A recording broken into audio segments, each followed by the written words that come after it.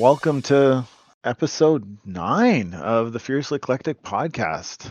I am Kersus, and I am here with, Phzoul and and in the background we've Hey, got Aaron. Aaron Clark lurking in the background. Thanks, Curses. Awesome. So we talked about a lot of things last week. I think we'll start with what we were kind of chatting about pre-podcast. The idea of the kind of what I was calling the social initiative and the idea of having kind of turns in between combats and our experiences with those. Have you ever experienced stuff like that, Marcelo? No, actually, I wanted to hear more because it's like what happened is it's a scene that you discuss, or that's the battlefield change. What can you explain more about it? I think in Age of Adventure, you may be able to correct me more too, Phzoul, that even in combat when you roll initiative, you roll like 66, and that decides who goes first. And then basically it's initiative out of combat. So if you're doesn't matter what you're doing, you're rolling initiative to see who goes first. Right. So you go in the order. I guess it doesn't matter how the initiative is rolled, but you go in the order, and so you would go around with each person. What are you doing now? What are you doing now? And I mean, I sort of do that anyway, although I don't use like a dice in between. But in a lot of my, especially online games, but even in person, I will go around in the group and I'll say, "What are you doing?" In between, what are you doing? Yeah, make sure that everyone has like a moment at least. Yeah, and I think it helps that. Yeah, I think that's the big bonus you get from it is everybody sort of gets an equal time or an equal chance each every so often. At least everybody's getting a chance to do something. But you do have that downside of the difficulty in organizing with other people because it's hard to have cross chatter. You need cross chatter to plan. But if you're just taking like non-combat actions and then hoping other people follow suit, it's almost like miming to everybody, "Hey guys, we should go over here." The only similar thing that I have seen it's for Star Wars, the version from Fantasy Flight Games. They had some supplement that speak about social combat. I personally didn't like it, but I kind of understand why they did it. They have some characters made for social encounters that can push an agenda, and they were trying to make sure that they didn't overshine for other characters and make sure that everyone has like a spotlight. I don't know. I'm not still very convinced that that works. For example, that type of structure time in a social encounter, for example. But I echo what you mentioned at the beginning that at least it gives us the GM gives the time and the space, the headspace to be sure that everyone is making a contribution to the story. And I wonder if there isn't some advantage when you're a new GM. Go ahead, Aaron.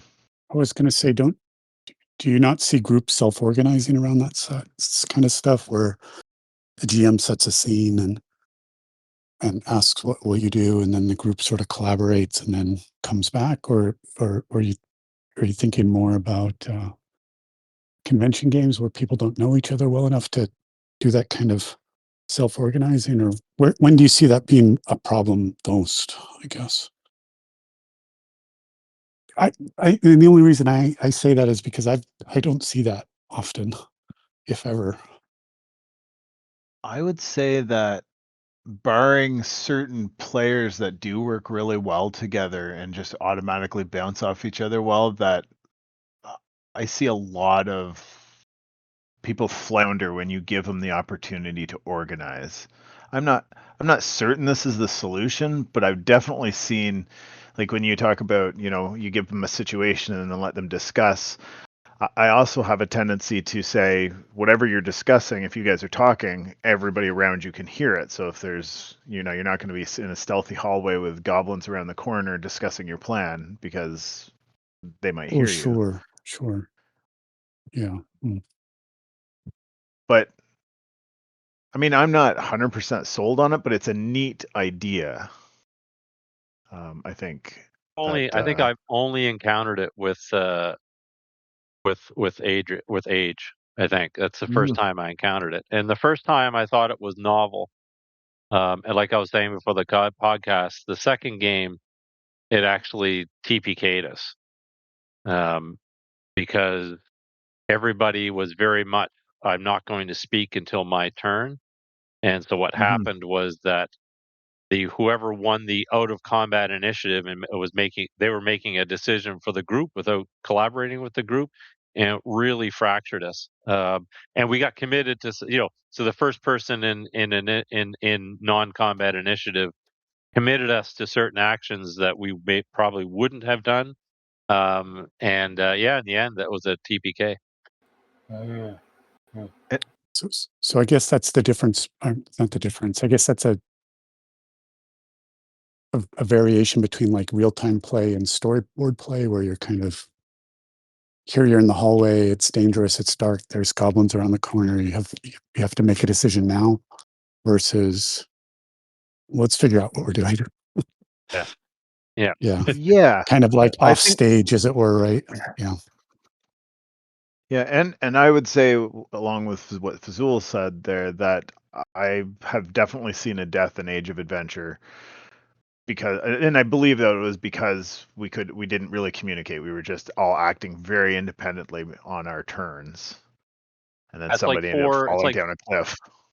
It's like 4 people playing the adventure simultaneously, but you're not really a party. It's kind of board gamey, right? Yeah. Here, it's your turn. Take your turn. Maybe. But there, that idea, like I think I'm actually looser online than I am in real life. In real life, when we get into a tight situation, like you were saying, Aaron, now you got to make decisions. If I'm going around the room and I'm like pointing at somebody and they start hedging and start chatting across the table, and I'm like, no, you got like 3 seconds to decide what you're going to do, or I'm moving to the next person. I very much do that in real life, but online I'm way looser about letting people cross chatter. I think I'm not entirely certain the reason, but that is the way I've been GMing. And is that because it's a combat situation, or is it just because it's a dangerous situation where the action if it's it may, often combat, but not always combat. It could be, just a tense situation where time is of the essence. Like if a trap is going to be sprung and you need to know what everybody's going to do in these, next 10 seconds kind of thing.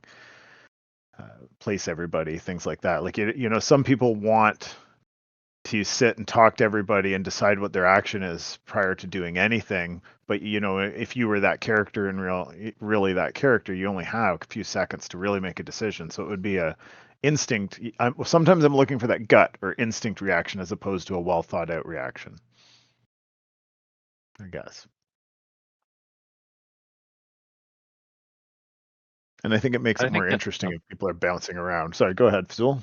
Yeah, no, I was just going to say, I think a mix is good. I've definitely encountered situations where, I guess there's a balance, because I've definitely in the conventions have encountered situations where the hesitation is because of could be a player anxiety, or it could be like they're not familiar enough with the rules. It's a new game. I think you're right. You have to kind of make a judgment call, and sometimes it's you have to let someone breathe and take their time, and other times you especially with a group you're familiar with, you want to turn up the heat. One of the things I think that the social initiative works, and I that may not be a good title. That's what I'm calling it, though.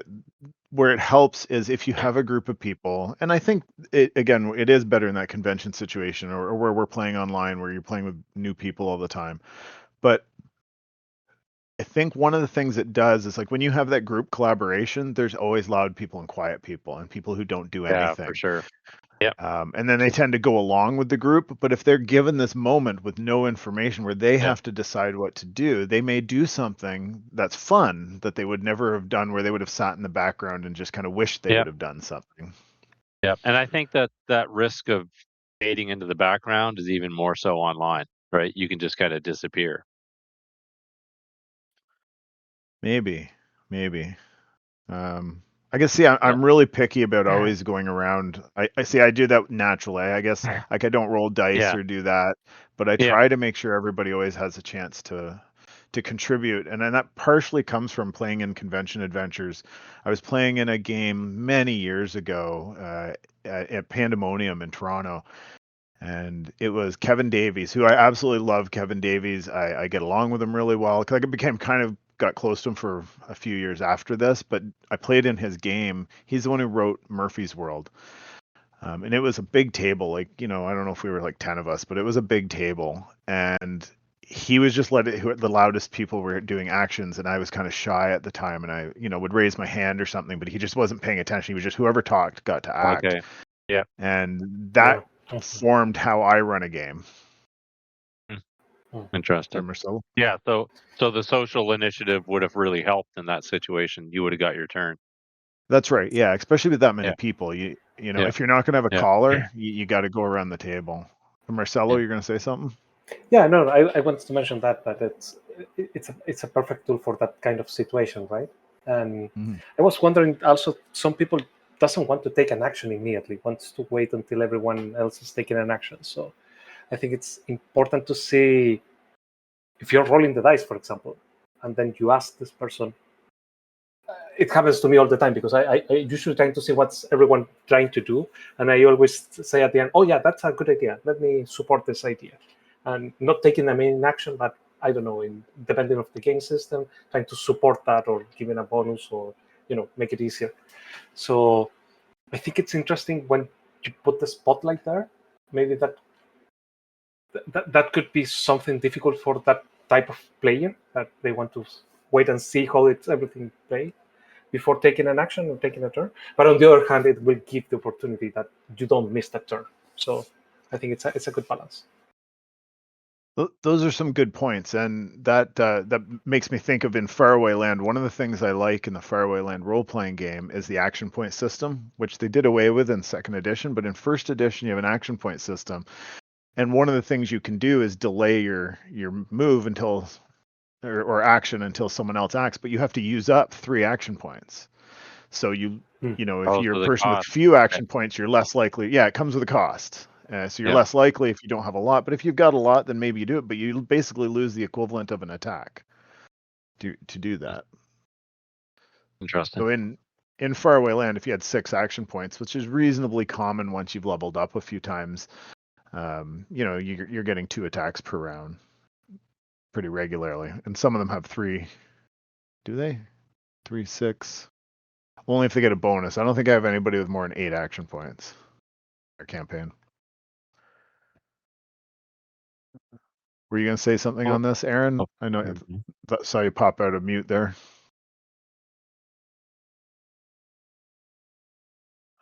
Were you going to say something, Phzoul?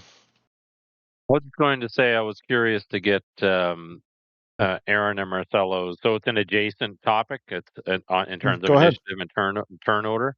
In that I've pretty much adopted full time that initiative is invisible to the players, so they don't see initiative. I roll it for everybody, and then when it's your turn in combat, I'm like, okay, and you're next. And there's 2 things that I find that it does. One is it makes combat a little bit more chaotic because I don't know when I'm going. And the second is I have to pay attention. So it's not like I know I'm last, so I'm going to tune out for the first half of the round, right? I don't know when I'm going. I don't know when anyone's going. So I was curious if you've ever tried that and what you think of it. Yeah, so kind of like a card flip or pulling a chit out of the bag, but it sounds like you're just rolling initiative behind the screen type of thing. Yeah, I have a computer. I made a die roller where I made an initiative die roller essentially, right, and so it calculates it automatically for me. I think I want to say Troika does that, but I don't know. I don't know Troika well enough to. I think they do a random initiative. Troika, you put a bunch of tokens in a bag, like one Yeah, color yeah. for each player, and then some for the bad guys, and an end of round token, and then it's drawn randomly. So you could, Oh, and right. each player would have at least 2. So you could theoretically get 4 goes in a row if you get 2 at the end of the turn, and then 2 at the beginning of the next turn, or you might not get to go at all in that round. It's very Because the chaotic. turn could end. The turn could end early, interesting. right? Yeah. Yeah. Oh, interesting. Yeah, that sounds chaotic. Yeah, I like that kind of fog of war Yeah. stuff. I've Yeah, sort yeah. of, I've kind of thought about it, but I haven't actually played with it other than like scratching around with Troika a little bit, but not enough to have any experience with the system. I found It's Troika to interesting, be. yeah. Sorry, go ahead, Marcelo. Oh, sorry, I didn't mean to interrupt. I was trying to answer the question, No. and I think it's an interesting idea to conduct initiative, especially that something. I maybe this is a long ramble, but I feel that sometimes RPGs do not conduct well or do not transmit well the chaos that happens in a battlefield or in a skirmish, and not knowing when you will have your turn. And sometimes you adjust your actions and you always think, I will always try to do this in a combat situation because we are prepared and trained. Sometimes you do not have that luxury. So you have to think on your feet. And I think that's a very interesting idea. My mind is going also to the battlefields map when you use minis, for example. I personally do not like to use minis because it gives me like a sensation that everything is static and everything moves slowly, one piece at a time or 2 pieces at a time.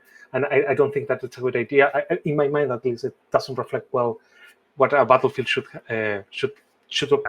be represented, right? Yeah, I agree. You know, there's an interesting it's the Professor Dungeon Master, that YouTube channel, Mm-hmm. the Deathbringer RPG, which I think is coming out on Kickstarter or something. So he does something interesting with combat in that there is no initiative and everybody rolls at the same time. So all actions happen simultaneously, essentially. So everybody rolls, and then he figures out. That sounds a bit overwhelming to me, but then he figures out, okay, you hit this, you hit that, you did this damage. So there's no real turn order. It's just a simultaneous attack every round. So you mentioned that. That's interesting because when I was playing original Dungeons and Dragons with Malcor or Michael Kalea, he ran it that he ran it that way in such, well, at least for not. I think he tried a few different systems. We did Holmes and a few different stuff, but a lot of the time he was just saying all combat is simultaneous. Period. So you can all take turns taking your action, but it all happens at once. So it's maybe not quite the same as what you're talking about with Deathbringer, but it was I've definitely played in games where all combat is simultaneous. It's very interesting. Yeah, we're good. Marcelo, Aaron? Yeah, I'll go just ahead. say I have this idea about in my Holmes and Clark summary, I wrote all the OSR initiative models that I could think of that came to mind, and provide them as an option for players to choose from. But I had one of my ideas here was every combat you choose a different initiative model, so you'd never know what's really going to happen game over game, combat over combat across the session. That could be wildly chaotic too. That's It's very interesting to sounds try different kind of systems with the crazy. same group, Right. like in the Right. same campaign, even. Right. Yeah. I think you have to have players that are willing to be flexible or jump into that level of chaos too. I just wanted to mention too that I think that comes to mind the system from Star Wars D6. That's from Western Games. The initiative system, if I recall correctly, the highest roll, of course, wins the initiative, but declare last. So you have the strategy and the advantage to know exactly each movement from the rest of the team, but your action will take precedence. So you can interrupt someone, and you can make a strategic decision there. Interesting. So everybody declares their actions first, and then you roll to resolve them. Is that the idea? No, everyone rolls initiative, and if you win initiative, you declare last, but you will go first. So you will know exactly what the stormtroopers will do, your allies will do, but you will go first. Yeah. So you have for an instant, you have a perfect image of what is happening there. Yeah. So That's cool. you mentioned that, yeah, you mentioned that declaration. The first time I played with Greg Ellis, I don't know if you guys know him. He wrote some stuff with Gary. He wrote Fish for Breakfast for Legendary Adventure. I played AD&D with him, first edition AD&D, and it was the first time I came across the idea of declaring actions prior to rolling initiative and acting. So you would all declare your actions, and then you'd roll initiative and then go. And then you have a choice of either doing the action you said or not doing anything. Oh, interesting. Yeah. And we were I playing kind the of like Frost that. Giant module. So there was a lot of fireballs going amiss. That's Yeah. true. I So kind of out of like that. curiosity, because I'm in combat, I'm all about momentum. Like I want it. That's why that's why I came up with the initiative, taking initiative away, because I thought initiative was a speed bump on every round. It just slowed things down.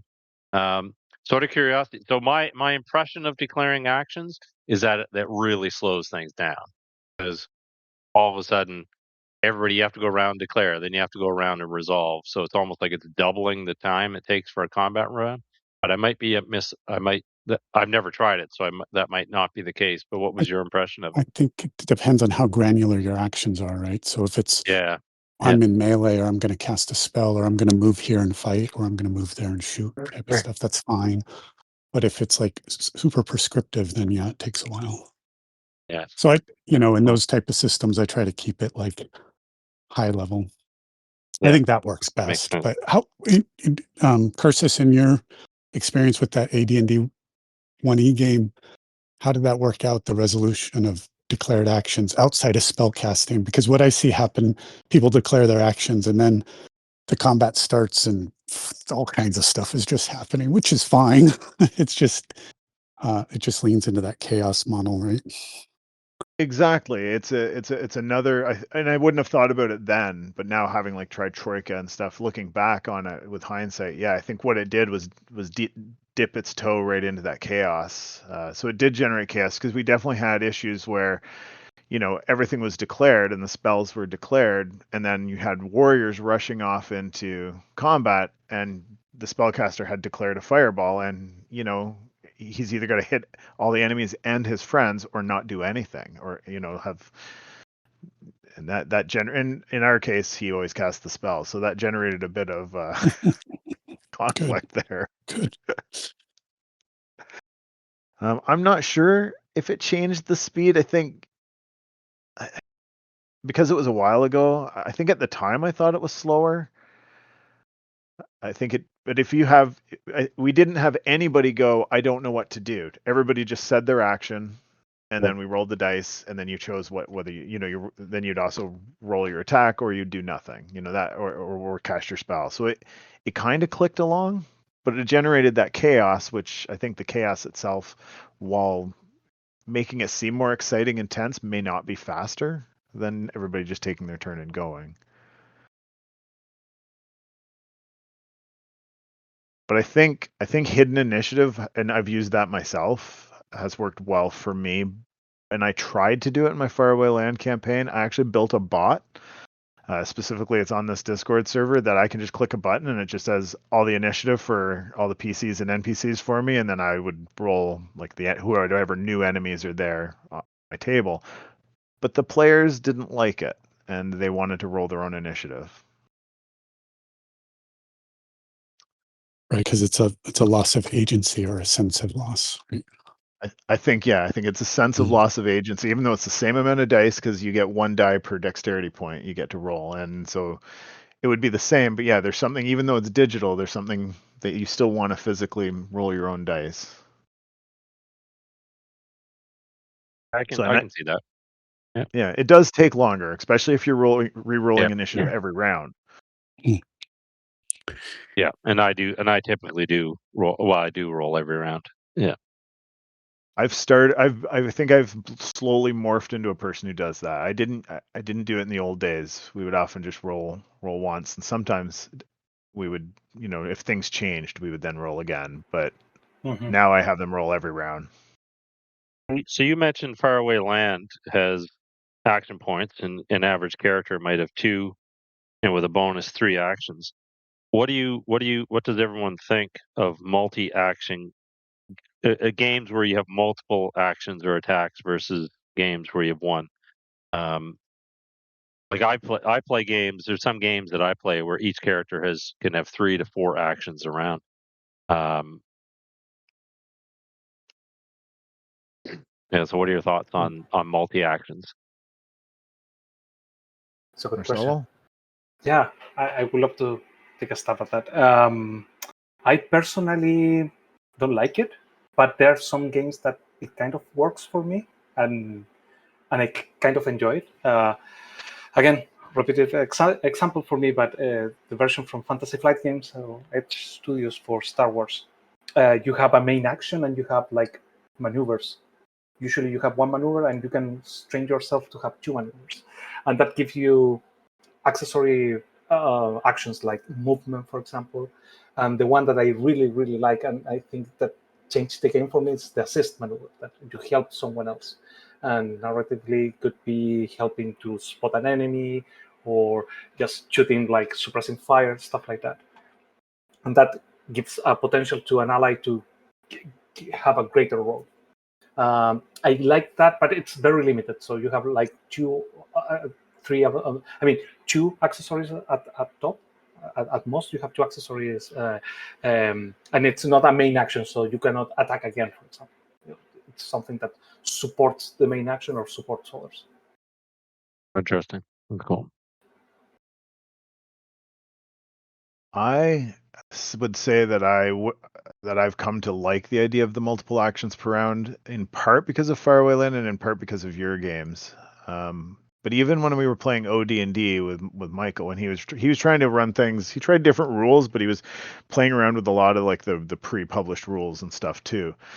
And one of the things I liked as an optional rule from then, which has obviously been used in later editions, was when you're a fighter and you kill something, you get to kill the next thing. And if you can keep killing things, you get to keep going. And that excitement Cool. that you have Yeah. by killing like 3 or 4 creatures in one round, I think it can be simplified, but than the way D&D does it. But I like that idea of being able to, if you're a fight leaning player, that is, since that's your strength, you can do it really well. Whereas if you're more of a scholarly type person, then you're really good at that stuff, and there should be a way to utilize that within the game.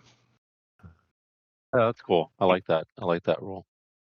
In Faraway Land, because of the way the action points work, an attack is less action points than activating magic or activating a magic item. So one of the characters, who is a fighter type character, he has a magical ring, so he's got to make a choice. Like if I use this ring, I may not be able to attack this round, or I could attack twice.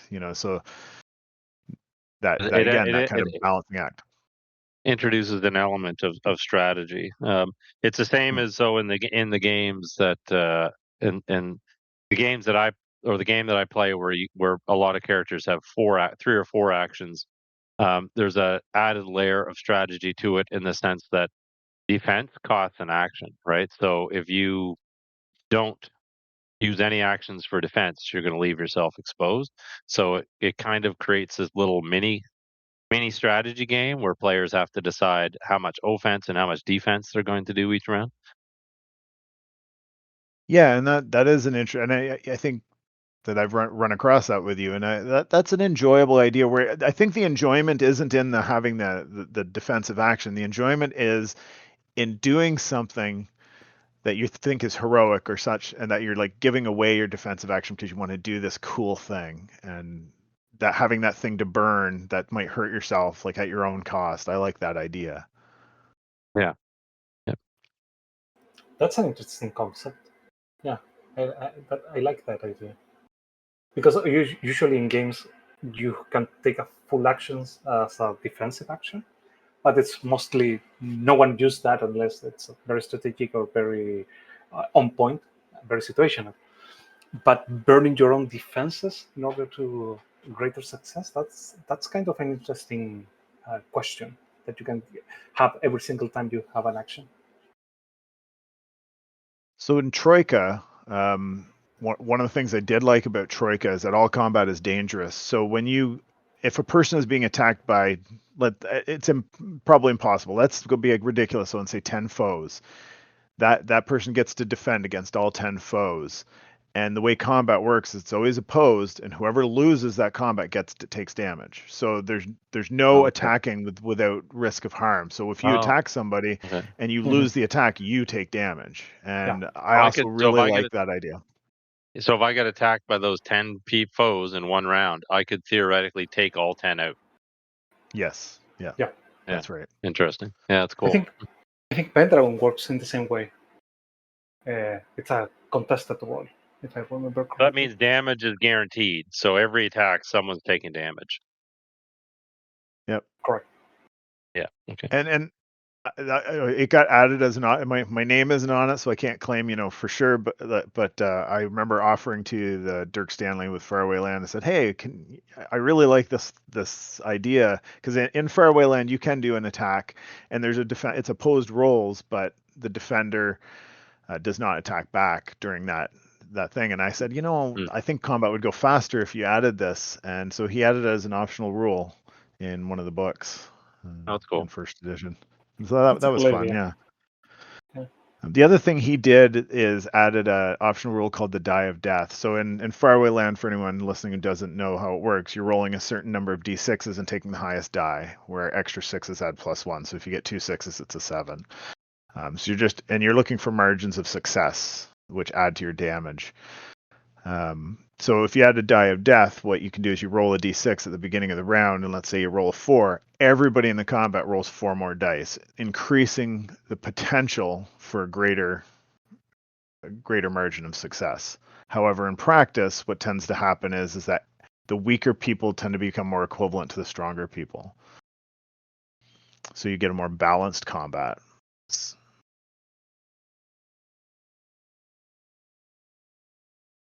I'm not familiar with Faraway Land. I'll have to check it out. Sounds like an interesting system. You definitely need to play in a Faraway Land session. I think you would enjoy it. But speaking about those types of rule systems, what do you guys think about things like luck or kind of hero points or Joss? Things where you can warp fate after, or like re-rolls, like things like that, or add dice to your roll, like things like a character has a certain amount of, and they can use them either in a session or build them up over a campaign and use them. Personally, I think they are great for supporting a more narrative game, like a game more focuses on storytelling. If you see, for example, OSR games, you will not see it, right? It's rarely that you will see something similar. TCC come to mind. I think they have a luck stat, and you can burn it actually to survive. But in general, usually you leave the fate out of the dice. There is no way to cheat out that, right? But in more storytelling games, more narrative games, or in that traditional way of playing, I find that it's okay, because after all, it's a tool that the players have at hand to really focus what they're doing, right? What they really want to do, and it's an easy way to simplify the mechanics in that way. I like it more when it's more embedded into the game. For example, you will see that it's usually the most common chances to get a benefit or re-roll a dice, but sometimes, for example, in Fate or Star Wars from Fantasy Flight games, you can burn a point and create a scenario, a situation that it's possible, but it's beneficial for you, right? You're very lucky that, for example, you're running away from someone and you find a friend that it's driving next to you or close to you, and you can jump in that car and the scenes move forward. I think that's a great idea. Yeah, I like it that way. Phzoul? Yeah, I think pretty much every game that I play is some version of it, right? Whether it's Action Pool in my OSRPG, where you can actually use points to increase your odds of success, or Inspiration in D&D, or in, I guess, in one of the main games that we played for a while, it was luck points. And every player got 1 luck point per adventure. You could You could hoard them. That became an issue after a while, so there became a limit on how much you could hoard. But yeah, but the luck point. So basically, what it was used for primarily is to save the character's life, or if they had a really great idea, and I don't know if you're ever in that situation where a player has a great, fantastic idea, they roll the die and it fails, right? So it can be used in that type of situation to have a really cinematic or heroic scene. Yeah, but yeah, so I like them. I do, yeah. I tend to. I think as I've gotten older too, I'm way more generous when people have a really good, even if it's just an interesting idea, an idea that interests me. I'm like, I'll give you way more bonuses than you should, so there's Yeah, less chance. yeah, But if they fail, even with all those bonuses, then it's got to be an exciting failure, right? yeah. Mhm. You're right. Yeah. Yeah, that's true. Yeah, But yeah. but you're right. I like the narrative aspect of being able to, well, this was such a good idea, you can blow this. I can't remember what role playing game I ran into this in, and I've been mulling it over a lot. Is the idea of you get experience points each session, and your experience points can be used to make your character better, or when you're in trouble, they can save your life through rerolls Yeah, or Yeah, yeah. I think Oh avoiding shoot, death. which system Numenera, I was think. that? Numenera That might be from another Monty one. Cook. Oh, I haven't played that, but I'm not familiar with that one, but I'm just trying to think. But I know what you're talking about. So you can either you can either spend it to upgrade, or you can keep it and spend it mhm. uh, save your butt. Um, It may have been in in a the game session. Silhouette rule book as an optional thing. That Mm. may be where I first stumbled Yeah. upon it. Yeah, But I like that because it's a trade-off, right? You're going to sacrifice. You're going to guarantee. You're going to have this safety net going into the next session, but you're sacrificing long-term gain, right, on your character. exactly. Yeah. Yeah, So you have to make a yeah, I like choice. that. Yeah. Yeah. I want to move topics a little bit because it was mentioned earlier on, sessions that go wrong. Like, what do you do when a session starts to go wrong, or after? How do you decompress after a session's gone wrong? And Mm. can a session truly go wrong, or is it just Is that? it? Are you talking from a GM or a player's point of view? Oh, I think we'd have to do both. Okay. Is Yeah, it different? Do you find that it that is. would that be? Oh, Yeah. for sure. How Yeah, so? yeah. Well, as a GM, you're in the driver's seat, right? So if it goes wrong, it's much more. I guess you feel it much more in terms of your responsibility. Um, as a player, but as a player, when it goes wrong, I think it's more frustrating for some reason, because you're truly past. There's nothing you can do, right? Where the GM, you can always learn from it and think about, okay, what could I have done? But I think as a player, you just kind of walk away feeling bummed. Yeah. But Hmm. I think there's more of an emotional attachment for the GM because of the feeling to blame. Yeah, absolutely. Yeah. I would Oh, say for that sure. there's a way that players and GMs are doing something, for example, and if it's boring, then it's definitely going wrong for everyone, right? Uh, For sure. and I also have this sensation. I don't know if you have this experience, Phzoul or Dwight, that when you're playing a game, you're running a game, and in the background of your mind, you're saying, "Oh, this is awful. This is boring. This is not working." And when you reach the end of the session, everyone is happy. Everyone is it really Yeah, worked you're well. right. Yeah, and Yeah. it's not like they're being polite. You know the players. That Yeah. there's a trust, Yeah. right? And sometimes it happens that you have like an idea of Yeah. how the session will go, but the players has Yeah. a different idea and they run with that idea and they enjoy it, and you feel like you failed, but apparently you didn't. Yeah. I'll tell you Yes. where I run into that is when so if I'm GMing, so I never used to GM the same adventure more than once. But over the last several years, or I guess since I started publishing, I'm now running the same adventures with different groups a long time.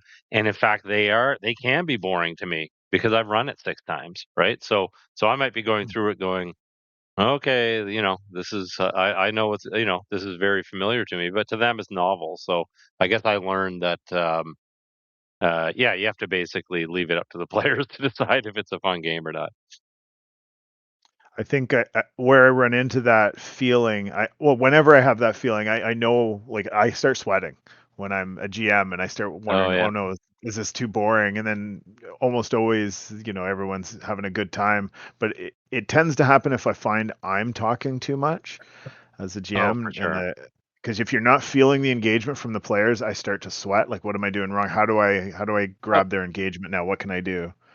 So do you have a do you all have a rule as to that?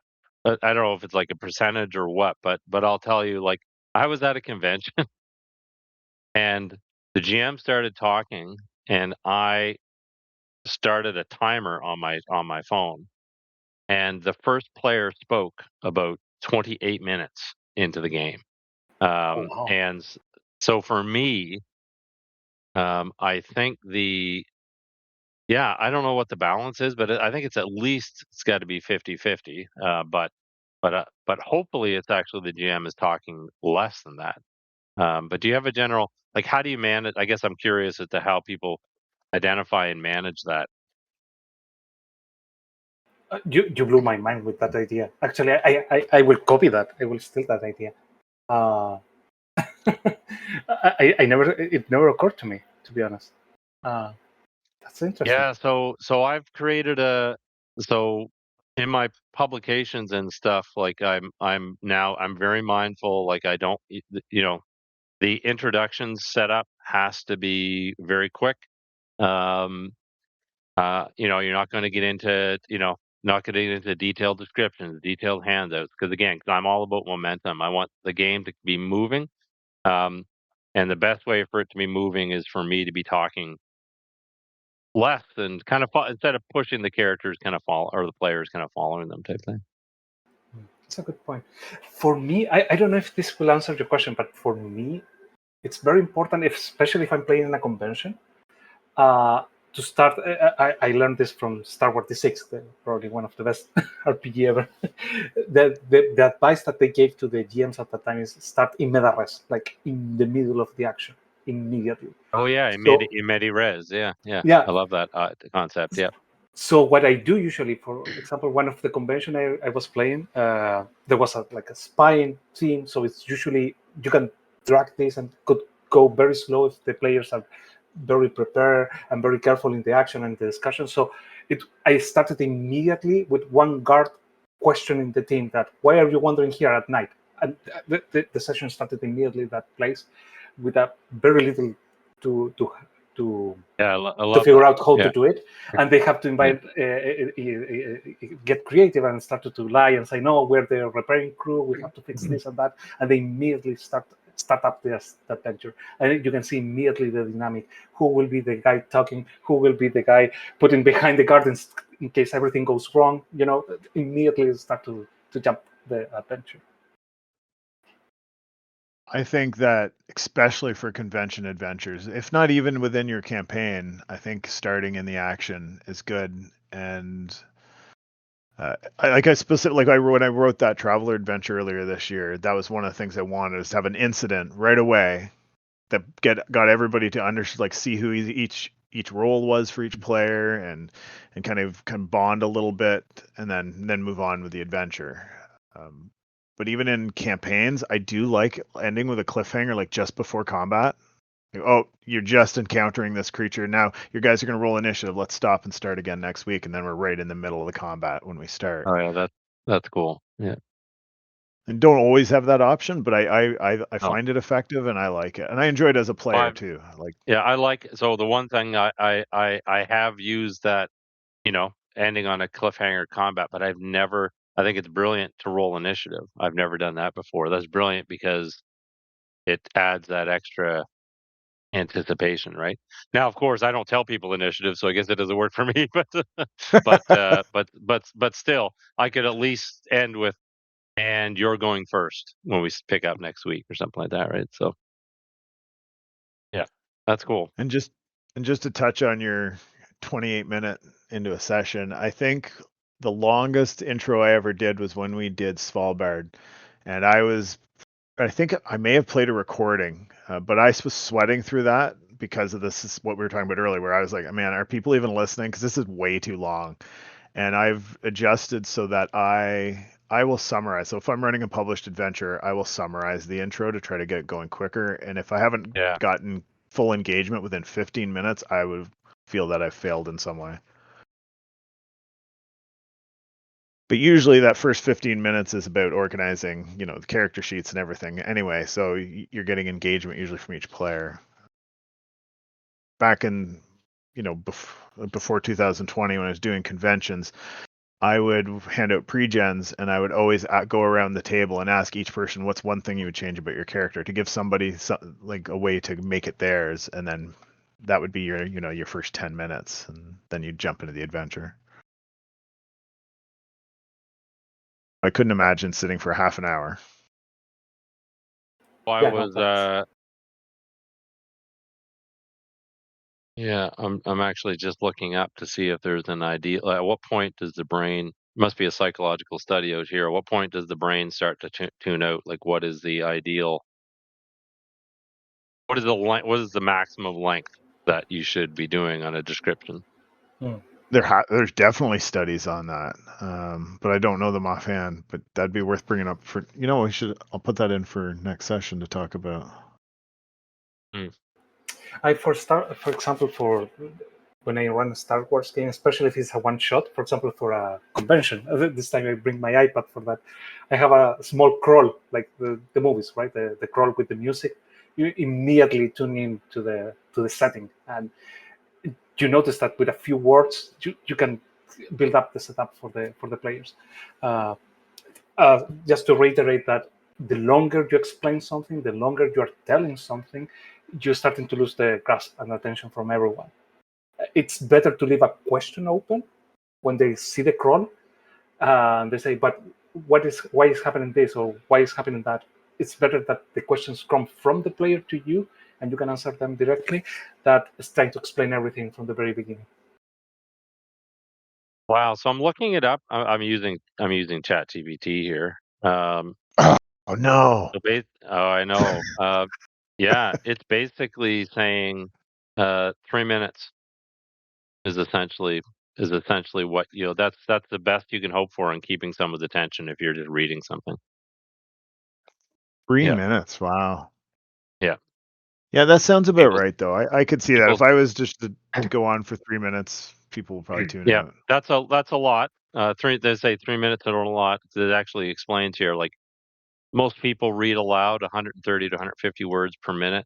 So 90 seconds is about 200 words. So what a page. So so that's so you got 3 minutes to get into the game. I like that rule. I think that makes sense. Wow. I could see that. Yeah. I've definitely played in games where you're kind of looking around, it's online even, where you're kind of looking around going and I don't know if anybody ingests it, but if I go back to high school, when you have a teacher talking, the amount of times I remember in our chemistry class, or like the old OACs, where the teacher would turn around after lecturing or writing on the chalkboard and say, do you guys got that? And people somebody eventually puts up their hand and goes, are we supposed to be doing something? Like nobody knew what we were supposed to be doing because it wasn't clear. It was way too much talking. Yeah. No, that makes sense. I'm gonna make that as a new. Well, I try to keep my intros to adventures. I try to keep them to like 3 or less than a page, 3 or 4 paragraphs or short paragraphs. But yeah, 3 minutes, that makes sense.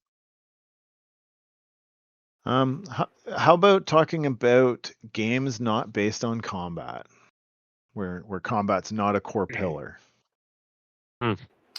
Like a game, like an adventure, or like a game, like a system? I think we could separate it as a 2-point kind of thing. I think that the adventure or system. Yeah.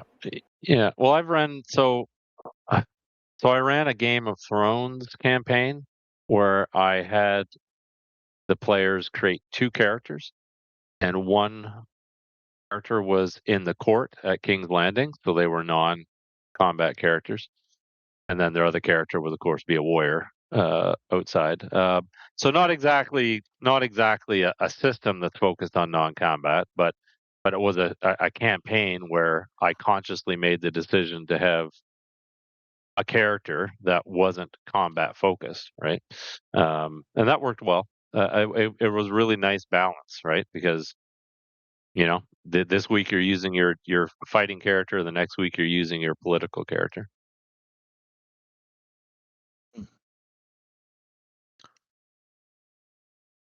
But I don't know, is there any systems where are there actual games like where are there actual RPGs where combat isn't a thing? Yeah, there are. Oh, there are. Okay. Tales of Equestria doesn't have any combat. There are other games. I would probably argue that games like Golden Sky Stories and such don't, but that's more What a is Tales storytelling of game. Equestria? Is that a horse? I wish I could. Yeah, it's a My Little Pony role playing game. Oh, It okay. was the first one, So, I think. oh yeah. So what would be an adventure? Like, I guess if there's no combat, I guess no combat doesn't mean there's no conflict, but what would be an adventure with no combat? I think like it was a Uh, few years ago now. I think the adventure was going into these caverns and trying to find a diamond to please a dragon or something like that. Honestly, I can't remember it.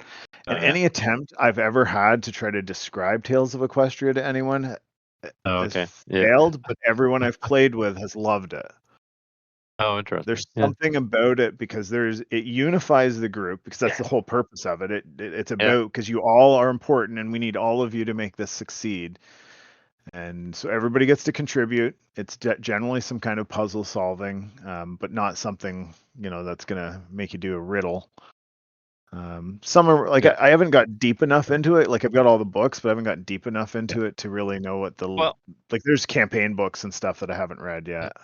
Well, listen, it's so Cthulhu Dark, I would argue, is a non-combat game because the rule says if you initiate combat with a creature of the mythos, you just describe how your character dies. There's no roll. You're just dead, right? So I makes guess perfect sense. that's a non-combat game, or it's a game system that punishes combat, right? Yeah. I think some people would probably want to say Call of Cthulhu, but that has not been my experience in playing Call of Cthulhu. No, My same here. experience has always been that as much as I'm told we're not supposed to attack these creatures, that the things that are the most fun in Call of Cthulhu are fighting these creatures, or at least killing the cultist, Yeah, or that's right. Yeah. That tends to be the most entertaining part of the session. Yeah. Now, do you think you could do? I just happen to be watching. I'm rewatching Seinfeld. Are there any RPGs where it's like a sitcom, or like it's like social stuff? Like, hey, we're a bunch of people living in New York, and like, is there anything like? I guess, are there RPGs like that? I think there are. Yeah, There is one called Hell Incorporated, where you're playing a demon in hell, but it's like a corporation. It's built like a corporation, so you have to deal with all the corporate crap that everyone has to deal with. I don't know that really fits sitcom, but it's kind of a sitcom adjacent. It's meant to be funny. I've never played it, but I do own it. Other than that, I don't know. We should start a Friends role playing game. Yeah, I guess you could. It might be popular. Who knows? I mean, in the GM, you're just, instead of coming up with combat scenarios, you're coming up with awkward social scenarios to throw at the This is players. that session where there's a misunderstanding between the players. Yeah. I was thinking about the question, and I think, in my experience, it works well when you have a session or a series of adventures that are not combat related, that it's restricted, that gives the player some, Oh, for sure. Yeah.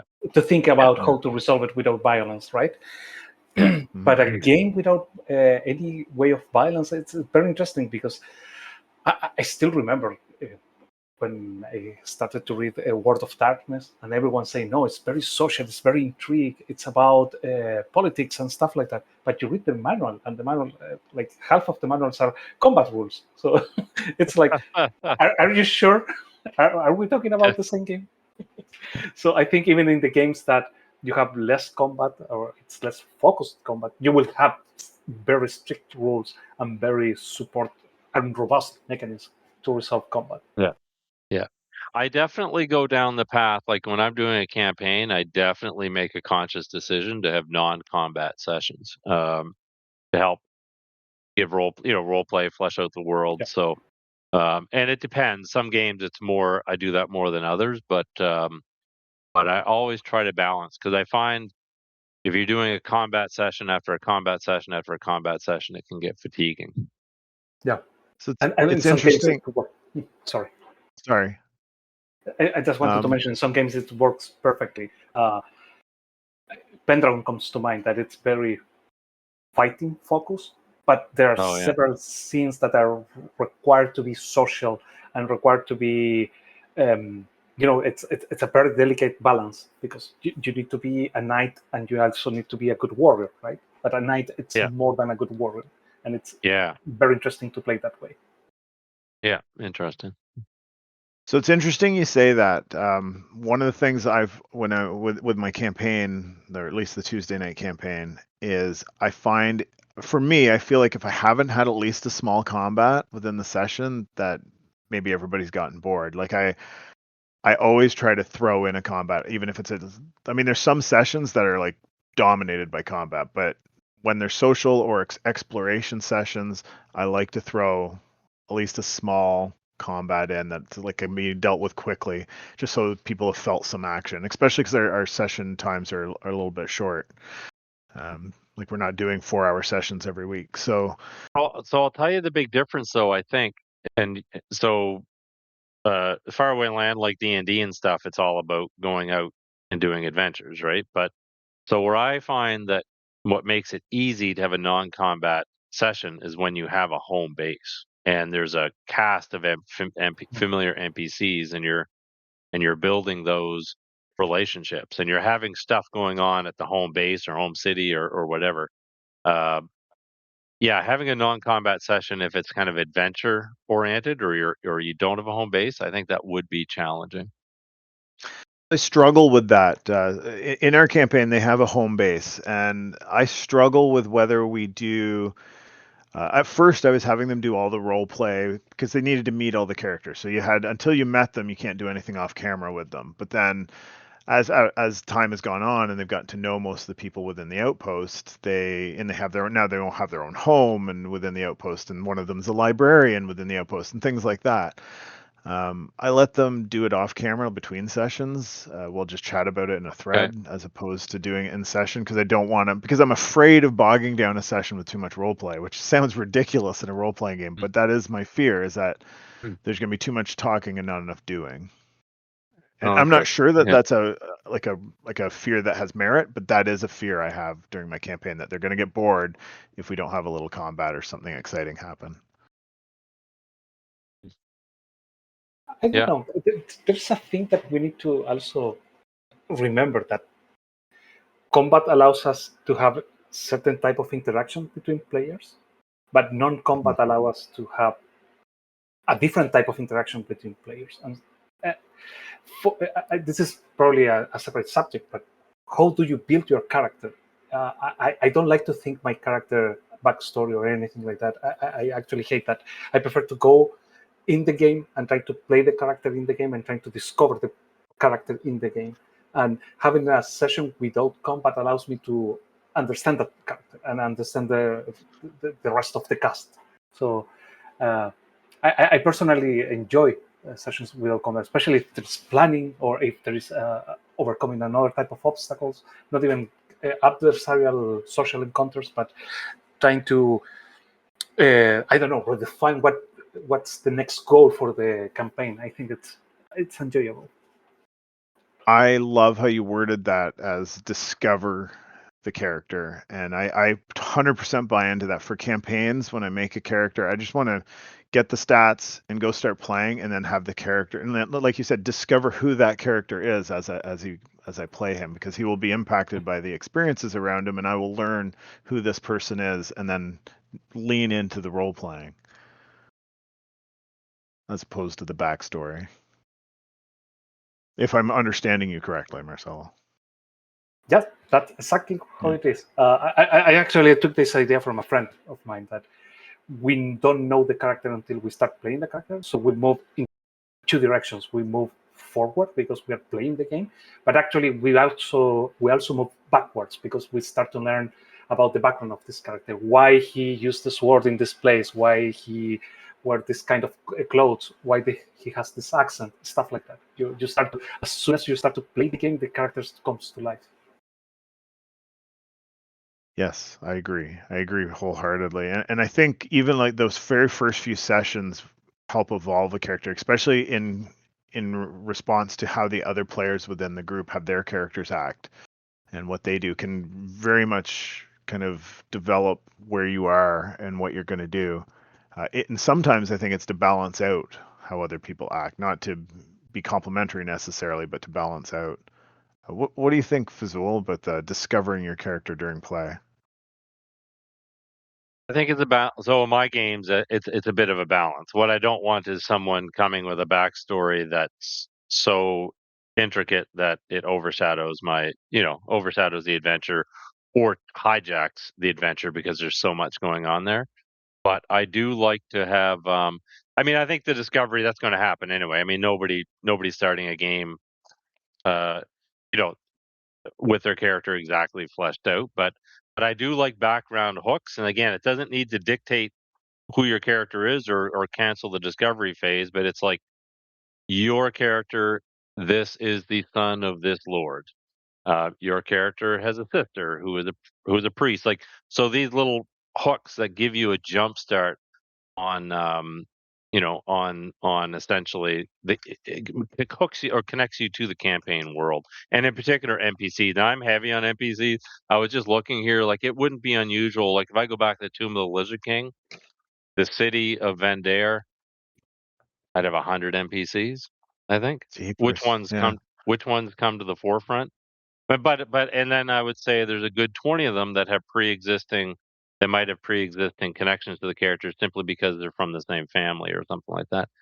Or they train together. But yeah, I like the complex NPC kind of social aspects. Yeah, so I think it's a bit of a balance, but I do appreciate the discovery phase for sure. One of the things in Faraway Land we do is every so often we do sentences. And I've probably mentioned this in a previous episode. So every character writes a sentence for every other character. So every player writes a sentence for every other character. It has to be something that could be true but is not canon right now. And it can Oh yeah, be silly, it can be, but it has to be something that could be true but is not already established as canon. And so through those, you get things like, for example, in one of ours, somebody had a sentence that they once had an incident or belonged to a secret society, but it didn't end well. And oh that yeah, sat for a yeah, long time, but now it's come to roost because now I've incorporated this other secret society into the current adventure they're in, and that current character is dodging them, right? And none of the other players know why, and things like that. So it's generated entertainment, but it was just I wouldn't even say it's the same kind of discovery we're talking about. It's a kind of an adjacent thing because as we've developed the character, now we've added a backstory, 100 sessions in that is maybe then 50 sessions after that actually been something has occurred because of it. yeah. Yeah, interesting.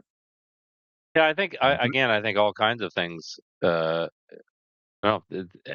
there's no right answer, I guess. It's like um, you play how you enjoy, and I like that idea of other players coming up with things. I don't know if I could sell that to my group, but because they're pretty protective of their characters, but I like it.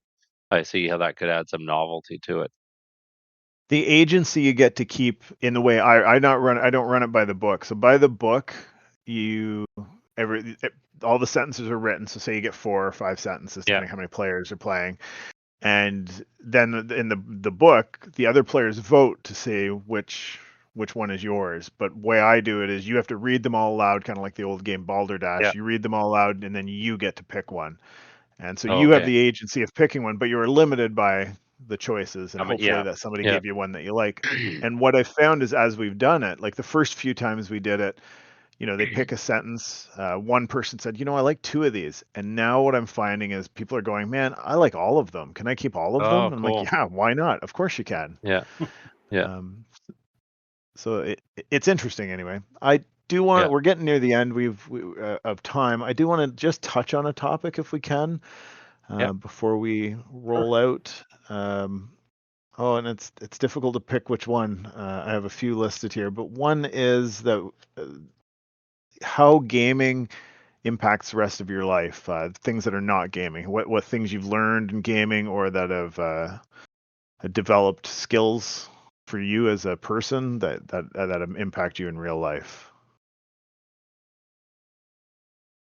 at least outside of gaming life.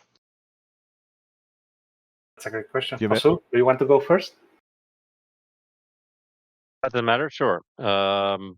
Probably my entire success probably attributed to gaming. So I publish, but that's not my main business. I'm a consultant or a market research consultant, and probably my primary product is delivering presentations and being in the boardrooms and kind of facilitating strategy and discussions.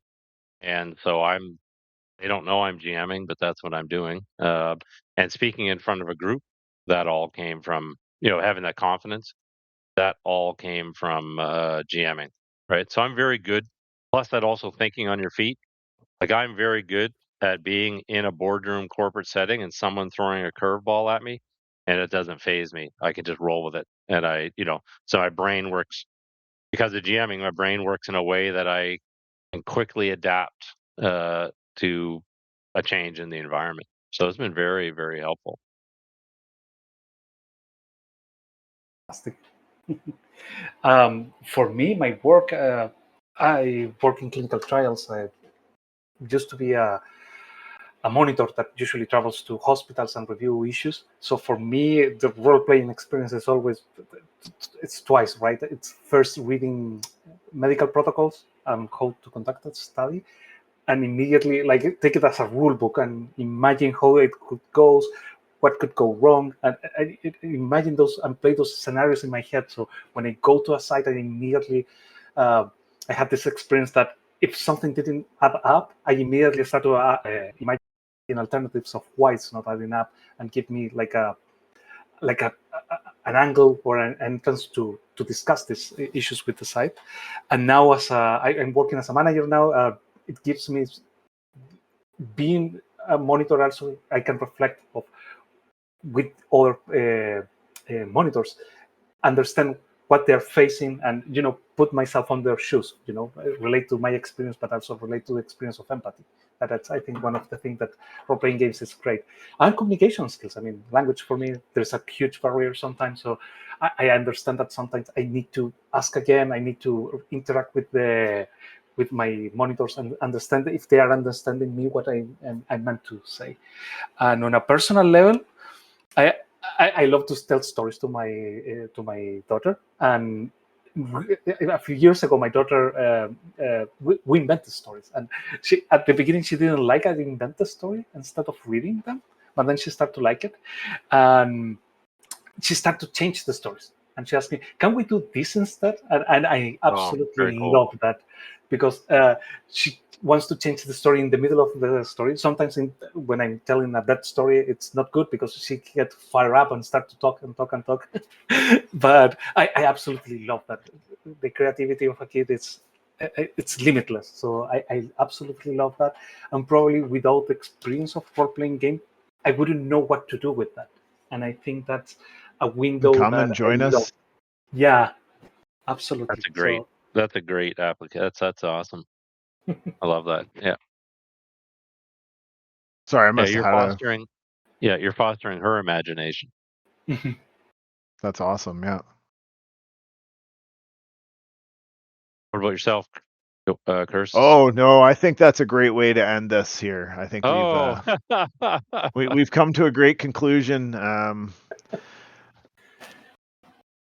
don't want to go talking on about myself. anybody who's listening to this, you can join us on the Fiercely Eclectic Discord server and ask questions while we're recording. We do record this live, and sometimes people pop in and ask questions, or might get invited to speak. And otherwise, you can listen to us after I post it. Same Furious time, same eclectic channel each week through the rest of the summer. So we're gonna close out, and this is Kersus, and I'm here with Phzoul and Marcel. That was